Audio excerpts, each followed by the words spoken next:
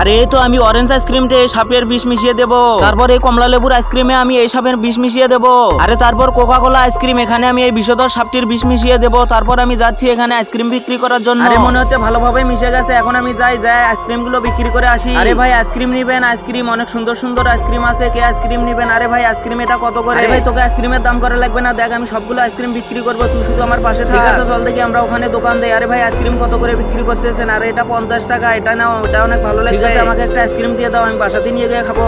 আরে ঠিক আছে, এই আইসক্রিমটা নিয়ে যা, এটা অনেক ভালো লাগবে। ঠিক আছে আমি নিয়ে যাচ্ছি। আরে আজকে আমাদের এই সবগুলো আইসক্রিম বিক্রি করতে হবে, এগুলো বিক্রি করলে আমি অনেক লাখপতি হয়ে যাব।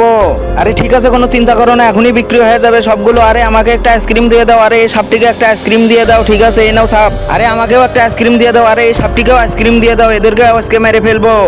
আরে এটা কি, আমি তো অজ্ঞান হয়ে গেলাম। আরে বোন দেখ দেখ, আমাদের বিষ মিশিয়ে আইসক্রিম খেলে মানুষকে অজ্ঞান করে ফেলছে সাপুরে, চল আমরা এখনই যাই। ততক্ষণে আপনারা চ্যানেলটি লাইক এবং সাবস্ক্রাইব করে দিন, আর পার্ট 2 দেখতে চাইলে কমেন্ট করে জানান।